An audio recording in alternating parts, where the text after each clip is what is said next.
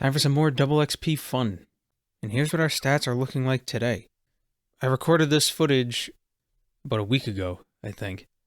So I don't remember what my stats were the day before. But since I'm sure all you watched the previous video, because why wouldn't you watch every single video, right? You can compare. You know, I say that because the previous video, episode 14, for reasons inexplicable, got something like 10 times more views than every other video. I have no idea why that one specifically got more attention than all the other videos. It's usually the first video in a series that gets the most attention. So I have no idea what happened, but I am not complaining about getting more views. Maybe this means I'll get more of an audience. I've already gotten quite a few more subscribers. Hello to new subscribers. How you doing? I'm glad you're here. Let's get on with this. We spent a lot of time training, but now I want to go back to doing some quests. What a surprise. We're doing Troll Stronghold, mostly because we want to do Edgar's Ruse, which gives some herb lore experience, and we want to get 75 herb lore because that's a requirement for Plague's End. Edgar's Ruse is kind of an annoying quest, mostly because you have to run up to the Troll Stronghold and talk to Edgar multiple times, instead of him just telling you everything you need the first time. So we gotta get Goatweed, but while we're here we're gonna get 2, because we're gonna need one for Dream Mentor. Or maybe it's Lunar Diplomacy, I can't remember which. Either way, we're gonna get 2, so we don't have to come back here ever again. This kind of content seemed to be pretty common in the early and mid-2000s. You had it in Ocarina of Time, and you have a bunch of them in Runescape. Hide from the guards, don't let them see you. But they didn't see us, so we got 2 Goatweed and 11,000 herb lore XP. Because we got 70 cooking in the last episode, I thought it was prudent of us to finish the final subquest of Recipe for Disaster. So we're going to talk to King Awawogi and figure out what he wants to eat. Of course, that is a royal secret, so we have to talk to some other monkeys to figure out exactly what he wants to eat. Turns out it's got bananas in it. And cheeky nuts.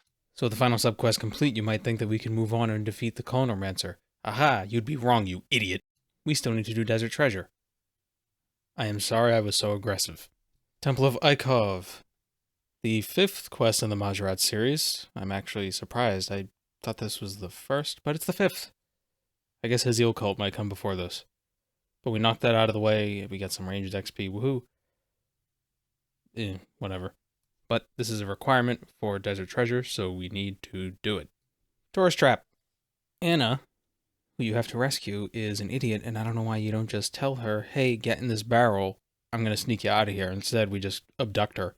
But as we've already highlighted in the past, the RuneScape player is not a good person. Like most main characters in RPGs, we are just a murder hobo, and we never sleep. I sort of lost the plot. I don't think Garden of Tranquility is a requirement for Desert Treasure, but we're doing it anyway. I don't know. Why did I do this one? Okay. Well, I think this quest came out around the same time as farming, so we got some seeds that are useless. We're close to 225 quest points, and the Spirits of the Lid gives 2 quest points. That's why we're doing this quest. There's not really more explanation than that. It gives prayer XP, so that's nice, and we get to meet a genie. He wants the mayor's soul, so we give him his shoes. Alright, 225 quest points. What is the item we're gonna get from May's quest shop? You know, I was going on a rant as to why they named this character May when there are other characters named May. And I was thinking, oh, the girl in the ports, the player-owned ports, that girl. But then I realized her name is Meg. It's not May. The other May is the divination tutor. And who the hell cares about her? You talk to her once and then...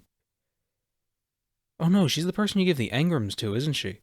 At the Guthix Memorial. Okay, I guess she has a bigger role. Anyway, what do we get from this die? We get ourselves 1 mil and a fortune component. Hooray. So I finally got around to leveling up that Rotomatic to level 10. So we're going to disassemble it and look at all this XP we're going to get. 459,000. Ooh, beautiful. We go from level 24 to level 36. But for some reason we get the achievement for getting level 5, 10, 20, and 30. And all of our skills are now at least level 30. And we got some new blueprints to discover, so we're gonna just go do that off camera. It's not super important. You know how it works. What is important is quests. Throw in a miscellanea. We should have done this a while ago so we could get our kingdom producing resources for us. We may not be an Iron Man, but you can still make a decent amount of GP from your kingdom. But we want to do royal trouble as well, so we have more workers working for us for a pittance, because we're a king. These are definitely 2 quests you want to do as soon as possible as an Iron Man, because the resources you get from it are incredibly useful. Like all the maple logs, very good. For a main account, not as critical, but why would you turn down passive money making? I mean, that's what I'm doing with those skill chompas. So we're going to do it here. We're going to put 5 mil in the coffers. Every day the workers will remove 75k or 10% of what's in your coffers, whichever is less. So you want to make sure there's more than 750k in your coffers at all times. That way they take out the maximum amount of money, so they return the maximum amount of resources to you. And you also want to make sure your approval rating is 100%. This is a stupid quest and I hate it. But it gives Invention XP, so we should do it. I did some penguin hunting before this, and I've been doing penguin hunting procedurally, just spying on random penguins and whatnot. We have 49 penguin points, so we're going to buy a bunch of huge XP lamps and get a bunch of summoning XP. 95k from 5 huge lamps. Not bad. We complete back to the freezer and we get the Invention XP, which if you haven't unlocked Invention, you can come back later and reclaim the lamp to get the XP. The Needle Skips is a short quest, in theory, but if you want to do full completion of the quest, it's a little tedious. The gimmick is basically you have to type in a bunch of words into the needle and unlock memories and stuff, and it just takes a long time, but you get extra XP lamps, which we're going to use on, you guessed it, summoning. In 2013, they replaced the Black Knight's Fortress with Death of Chivalry, and we're doing this quest because we get an item, the Skull of Remembrance, which provides an easy teleport inside the Black Knight's Fortress, so we don't need to equip any special armor to get into the fortress. We just teleport straight in, and they're none the wiser. This will be useful for future quests and also thieving training because, if I'm not mistaken, there are some safes in the Black Knight's Fortress, so the skull lets you get to them quicker.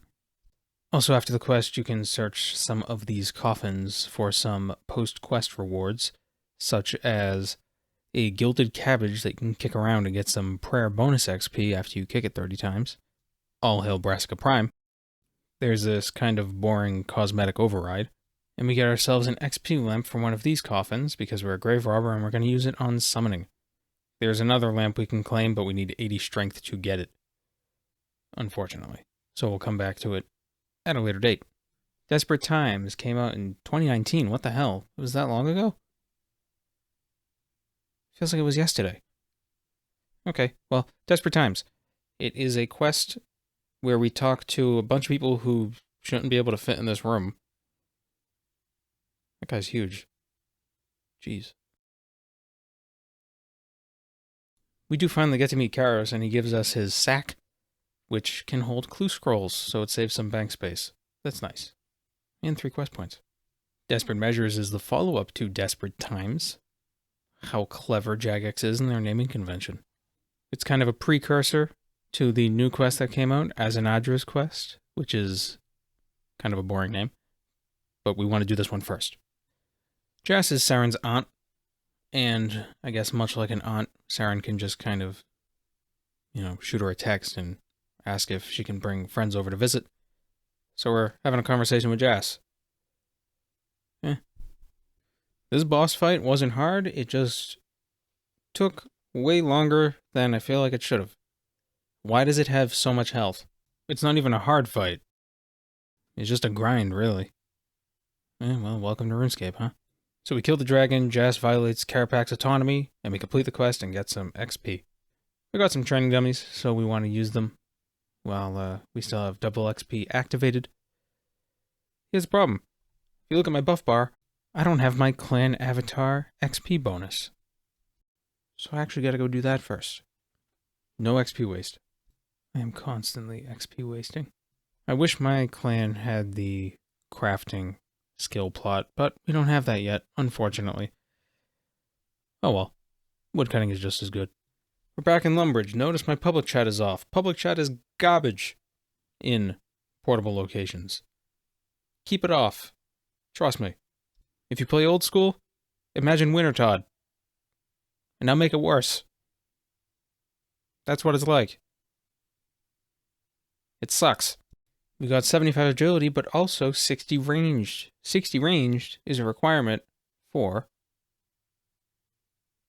Morning's End Part 1. We're getting closer and closer to Plague's End. Ooh, exciting. We're gonna get Prifdinus sometime soon. So after you activate double XP, you have to keep it on for an hour before you can pause it again. I didn't want to waste the time by doing quests, so I figured, let's just do some cooking. Why not? We'll just cook some stuff while we run down the clock, especially since these are resources I already have in my bank from when I fished a bunch of stuff to level up the Rotomatic. So we got 75 cooking. Time to move on to quests. 2008 was the year where I have a lot of memories of coming home from school and doing some new quests. This quest came out in the summer, so I don't have memories of coming home from school during the summer because I wasn't in school during the summer. That said, 2008 was a very memorable year in RuneScape for me, personally. But that's another story. In this quest, we need to grow a limpwort root, so while that grows, we're going to go do a different quest, Between a Rock. Ages ago when Rocking Out came out, this was the quest I relied on to mine gold, to smelt, to get the smithing level I needed to do the quest. Even then, it was not worth the time. But I was an idiot. I still am, but now I'm an idiot with experience. Anyway, let's fight this demon. I really like that there's not a lot of explanation for what the hell this demon is. A lot of these old quests were like that. The only explanation you get is from the dwarf who just basically tells you, the demon will be dead for like 1,000 years while it reforms its body, don't worry about it. Arisian being of Bordanzan? What is Arisian? What is Bordanzan? Who is this?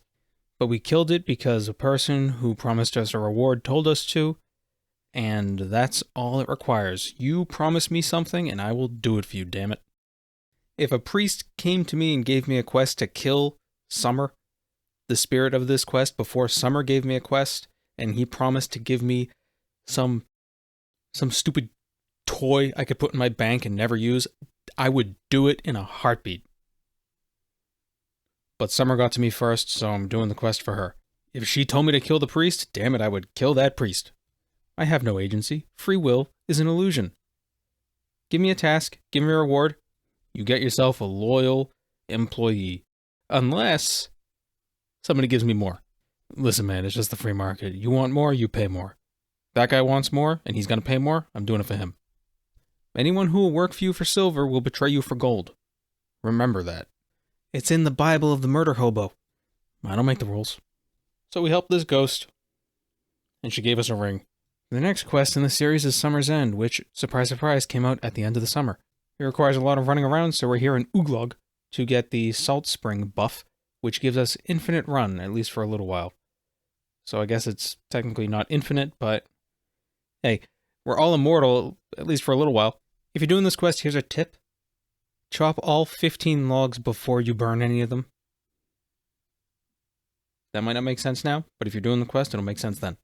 So now if you take Jenica's ring and go to different spots in the wilderness, there are little portals you can go through and get some free XP. So for here, we get 7,500 prayer XP. Here, we get ourselves 15,000 farming XP. In this graveyard, which can be frustrating if you're getting attacked by the skeletons since you can't use the ring while you're in combat, we get more prayer XP. I had no idea there were gargoyles here. But after you get out of combat, you operate the ring and you get yourself some more farming XP. Outside of Elite Dungeon 3, you operate the ring and you get smithing XP. The Rogue's Den, now this is a useful portal because there are safes here. So if you're doing safe cracking and you need to get out of the wilderness, how do you do it if you can't teleport? Well, if you operate the ring, you get transported to the spirit realm, and you're not in the wilderness in the spirit realm, so you just go back here, operate the ring, then you can teleport out and go to the next safe. It's super useful. Unfortunately, you can't use it while you're getting PK'd because you can't use it while you're in combat. Oh well. We operate the ring here and we get a one-time reward of 15,000 thieving XP. Finally, at the Axe Hut, we operate the ring and we get ourselves 11,250 attack XP. We're close to 250 quest points, so we're going to do some quick and short quests, such as Clock Tower. Gives us only one quest point, but it's quick, and honestly, I usually do this quest earlier in an account, but we're going to do it now. If you have ice gloves, you don't need to bring a bucket of water for this quest, because the ice gloves are, they're cold. That's their shtick. Yar matey, we be hunting treasure. Come with me, and we'll go on adventure. Yeah, so while we're doing this quest, we dig in somebody's garden and we straight up murder the guy for trying to defend his property. What the hell? But the treasure is ours. We're evil. What the hell? Jesus Christ. More pirate adventure. We're gonna make the rum this time. Also zombies.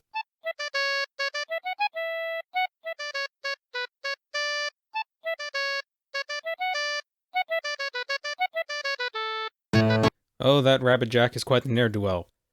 Perhaps we'll meet him in the future. We will.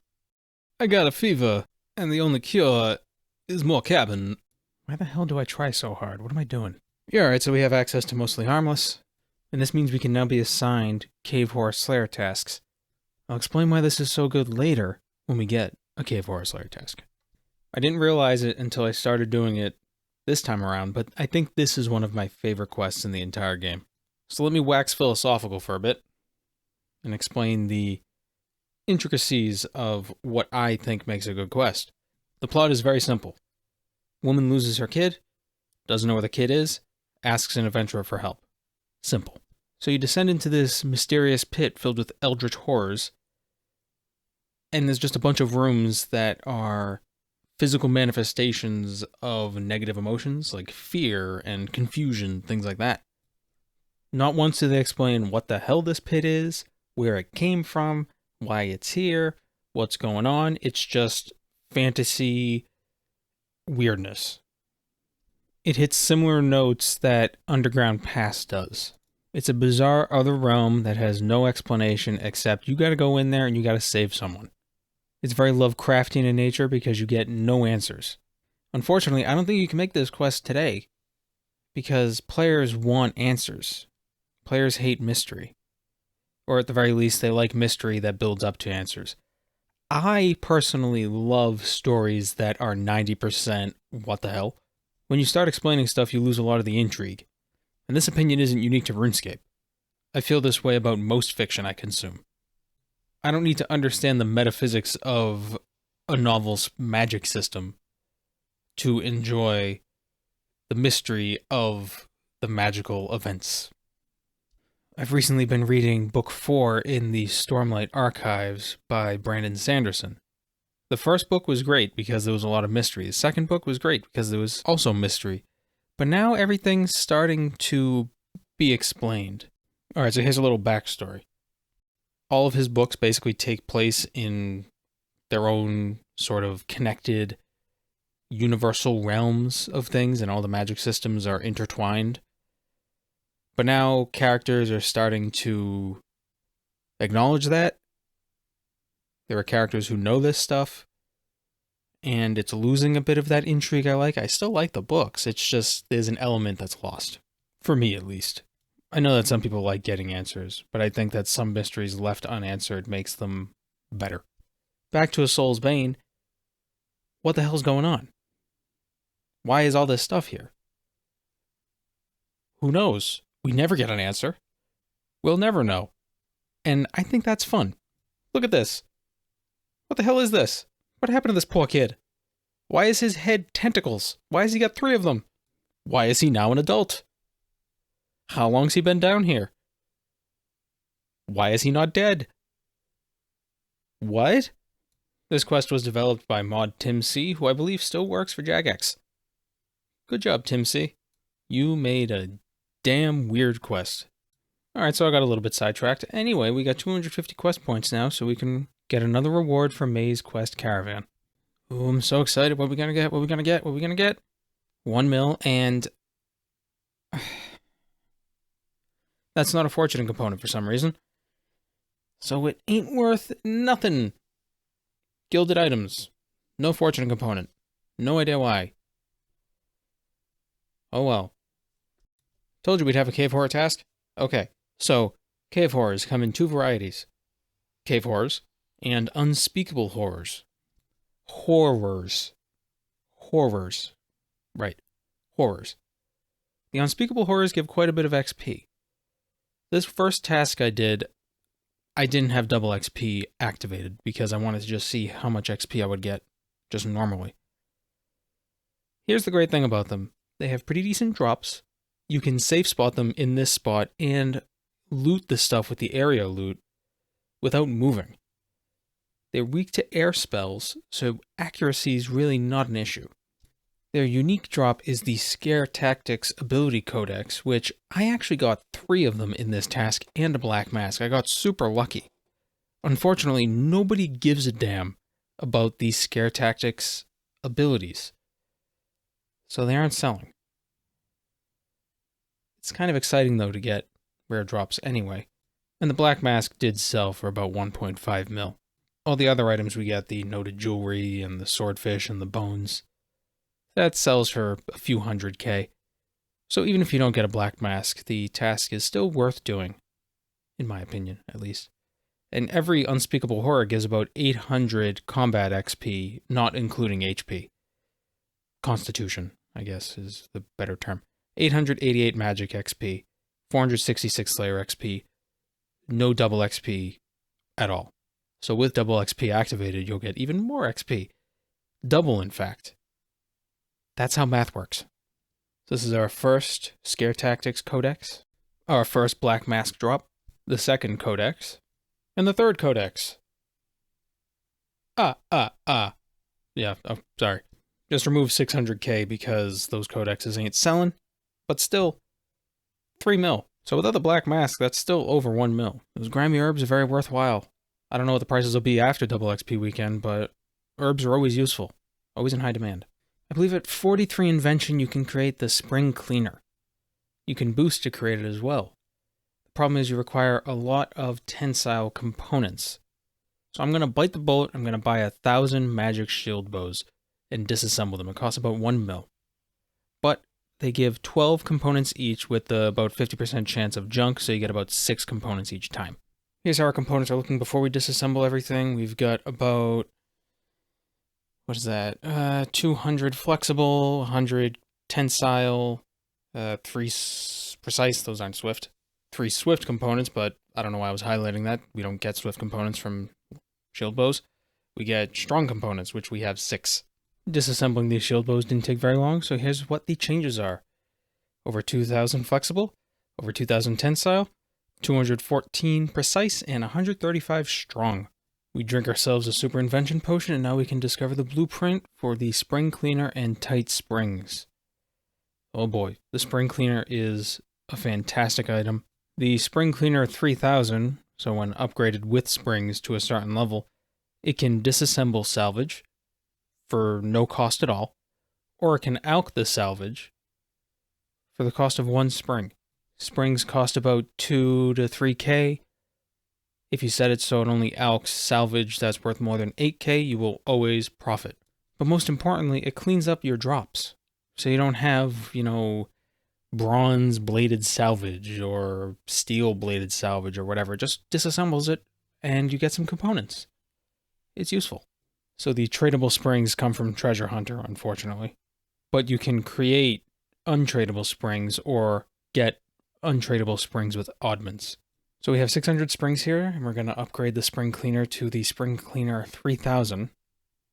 That way it can alch and disassemble items. And then we'll charge it with some springs so it can alch stuff. Now, every time it uses a charge, it adds 1 spring to the upgrade, so you technically don't have to upgrade it with springs. You can just use the springs as you normally would, and it upgrades automatically that way. But I wanted the spring cleaner 3000 now, so I did it now. Right now. Now, damn it. This Calphite task is amazing. The spring cleaner cleans up the drops, the charming potion gives you more charms, they give a bunch of XP, they're weak to magic. It's amazing. I think this is one of my new favorite tasks. Oh, and they drop a ton of herbs, so definitely bring an herb bag. They drop so many herbs. I just wish there was a way for me to not have to deal with all the chitin. Man, I really wish I had a charming imp. I could try to join an Elite Dungeon 1 token farm, but I'm too low a level, I think, and I'd probably just be leeching, and I really don't want to leech.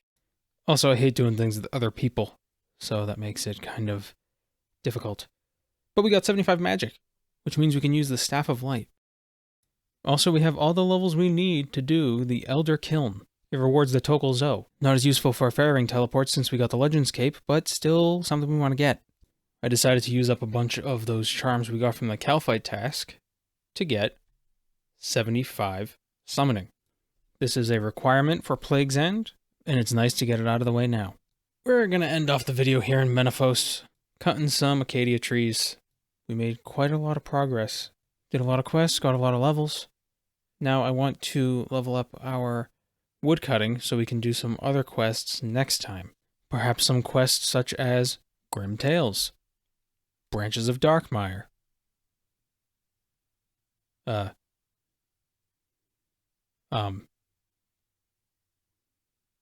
what's that? Oh, what the hell is it called? With the Jade Vine. Back to My Roots. That's what it's called.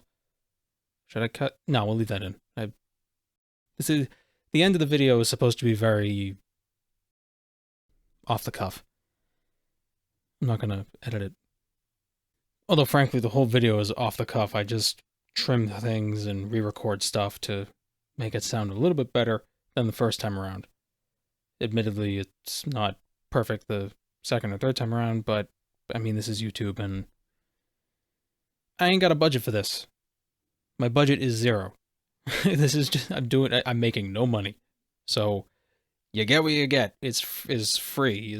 You don't pay a dime. And neither do I. My dime is my time. Where am I going with this? This video is 27 minutes. What the hell am I doing? Okay, thanks for watching. Take care.